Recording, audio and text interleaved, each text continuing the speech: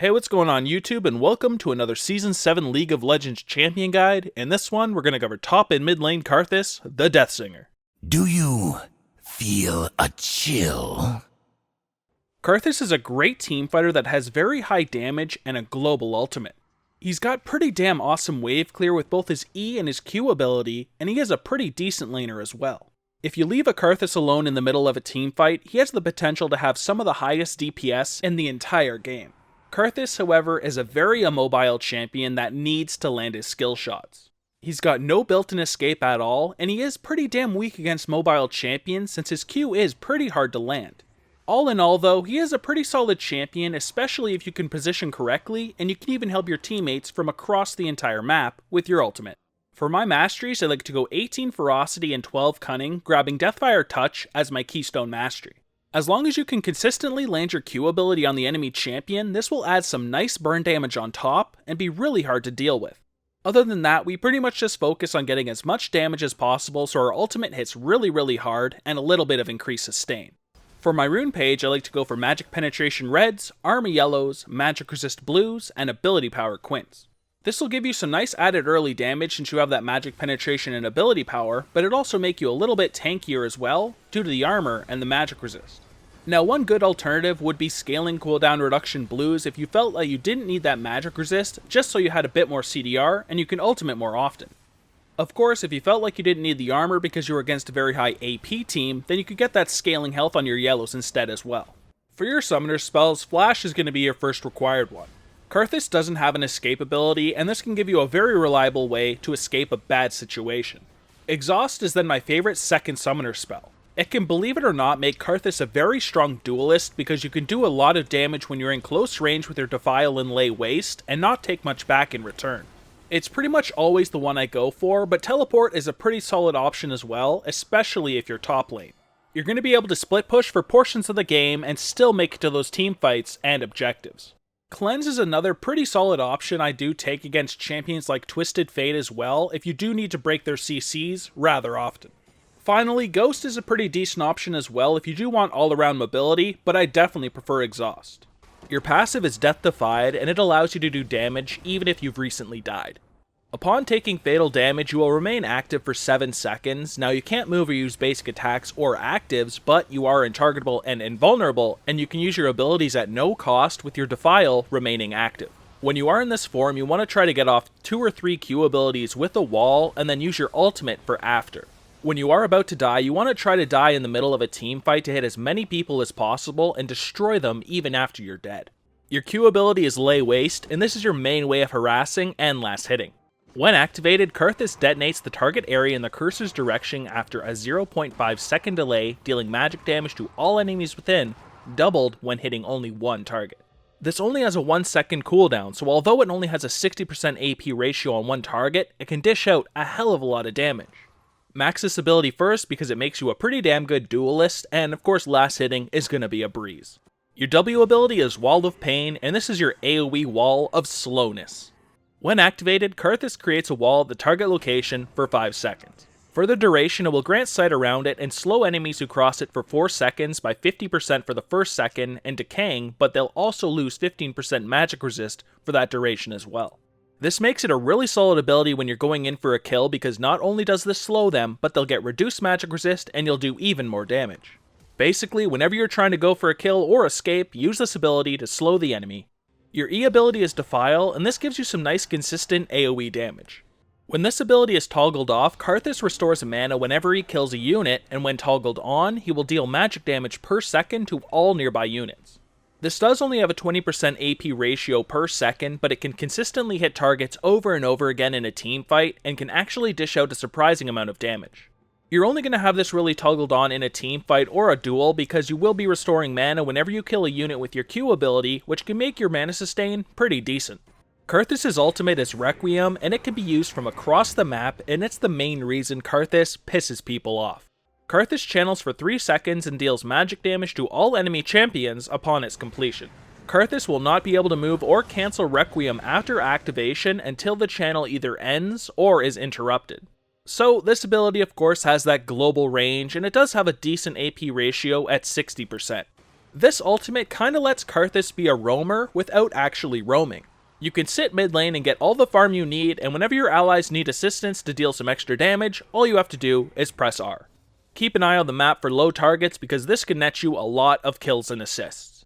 For my skill order, I first start by putting a point into my ultimate whenever I can at 6, 11, and 16. Then I focus on maxing my Q ability because it's great for harassing the enemy champion, and of course last hitting. Then I focus on maxing my E ability because it is pretty solid AoE damage, and also gives you some really nice mana sustain. Last here is your W ability, Wall of Pain. You only need one early point at level 4 so you can actually slow the enemy champion, other than that, save it for last. Your all-in combo is pretty damn easy to pull off on Karthus, as long as you can land those Qs. Start by slowing your enemy and reducing their magic resist with your W, Wall of Pain, and then activate your E ability. At this point, you pretty much just want to smash that Q ability until the enemy finally dies, and if they do try to escape or get far away from you, hit your R to finish them off. In the lane phase, your main goal of course is to get as much CS as you can. You can safely last hit and harass the enemy champion with your lay waste, so make sure you're using it. Your Defile lets you gain mana whenever you kill something, so with your early items and that ability, mana issues shouldn't really occur on Karthus unless you're spamming a lot on the enemy champion. When you're level 6, make sure you're keeping an eye on all enemies on the map so you can kill the ones on low health with your Requiem. As long as you've been farming pretty decently, this ability should hurt pretty damn hard. If the enemy mid laner roams, then make sure you shove that minion wave and follow if you do need to, but usually your ultimate will be more than enough. In teamfights, you'll first want to help peel for your other carries with your Wall of Pain and then get onto the backline. Make sure you activate your Defile and then start spamming Lay Waste. If possible, try to hit one single carry so you can deal max damage to them and bring them down rather quickly. If you're about to die, try to die in the middle of a fight so you can hit multiple targets with Defile since it will be activated when you're dead. If you end up dying, make sure you get off 2 or 3 Lay Wastes before you start Requiem to maximize your damage. Now let's look at a couple hard matchups, and first up is Jace, and it's because of his high damage combos and his long range burst and poke. He's going to try to poke you down all lane long with his accelerated shock blast, so you have to try your best to dodge that ability. Also, try to keep your distance from him because his hammer combo can do an absolute ton of damage and 100 to 0 you. Farm passively, stay safe, and wait for that later game when you can almost one-shot him with just your ultimate. Next is LeBlanc, and she's hard because of her high damage burst combos and her mobility. You'll want to farm very passively and only engage whenever you have exhaust or she's already wasted her cooldowns. In the early game, she's absolutely going to destroy you in a duel, so make sure you don't go for it, just farm for that late game until you can destroy her with just an ultimate. Lux is a matchup that can be incredibly hard because Karthus doesn't have much mobility, and if she's landing her skill shots, she's going to do an absolute ton of damage. In theory, this is quite simple, just farm as much as you can with your Q ability and dodge your skill shots. If she, however, is also getting a lot of farm, which is usually going to be the case, she will insta-gib you if she lands her snare. Avoid trading with her as much as you can, and wait until you're a raid boss. Last here we have Yasuo, and he's pretty much the bane of all mid laners and top laners that struggle against high mobility. Try to keep your distance as best you can, but usually that's not that possible because of his damn E ability. If he does get on top of you and wants to go for an all-in, make sure you use exhaust, but at all costs make sure you dodge that tornado because if he ultimates you, you're most likely dead. Farm, farm, farm, and wait for the late game. Now let's move into our item build, which starts with a Doran's Ring, health potions, and a warding totem. For your first buys, you want to get a tier and a catalyst, but you can skip the tier if you want to go for a core carry build. Generally, I like to go for the Archangel's Staff, so I'll get the tier pretty much always. So for that tanky core build, we have the Rod of Ages, Archangel's Staff, and a Rylai's Crystal Scepter, and for the carry core build, we have that Rod of Ages yet again, but instead we have a Zhonya's and a Rabadon's Deathcap. With our tanky core build, we'll have a very high health pool, and we'll have that really strong shield from the Archangels as well when it does turn into the Seraph's Embrace. The carry core build is all about doing as much damage as possible, but with that Zhonya's you can go right into the middle of a fight and do a lot of damage with just your E ability. For our boot options, we have the Sork Shoes and Ionian Boots. Usually here I'll go for those Sork Shoes because I do like that magic penetration on the ultimate. For our item pool, we first have the Zhonya's, which is a really strong item on Karthus because you can have his E activated and do damage while he's not able to take any in return. Then we have the Rabadon's Deathcap, which is a great way to get a ton of ability power and make your ultimate hit really hard. Then we have the Void Staff, which is a great way to get a bunch of magic penetration to get through any of that magic resist.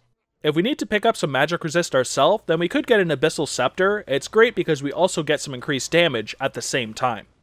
If we wanted 20% cooldown reduction or just grievous wounds, Morellonomicon is also an excellent buy on Karthus, but not one I get too often myself. Another item I don't get too often is the Lichbane, but it can output a lot of damage on Karthus because of his Q ability, which is very spammable. Last in our item pool is the Leandries, which is a great way to get even more of a health pool, but also do a burn on top of your abilities. For the tanky full build, you take the tanky core build, and then add the Rabadon's Death Cap and a Void Staff. You'll have a ton of damage with this build, a really strong active shield from the Seraph's Embrace, and a pretty large health pool as well. For the carry full build, we take our carry core build and add the Void Staff and an Abyssal Scepter. You'll do even more damage with this build, but you won't have as big of a health pool, nor the tankiness from that shield from the Seraph's Embrace. But that, ladies and gentlemen, covers everything I've got for mid and top lane Karthus. If you'd like to find more of my content, please visit the video description below for a link to all of my social medias, and don't forget to follow me on Twitter where I do Riot Point giveaways at egaming_TV. I do also have a Discord server that's down there as well, so if you'd like to talk about anything League of Legends related, please feel free to stop by as well. But anyways, thank you guys a ton for watching the guide, and I'll see you in the next one. Peace! Make money, take money, earn, crack money, drug money, bail money. Heard they got life for me, how they got life for me when they took that from me. Since I had my nose fully, yeah. House full of kilos, soul pounds of zeros. Cocaine my hero, you ain't fake side getting Debo. Always asking what to learn like.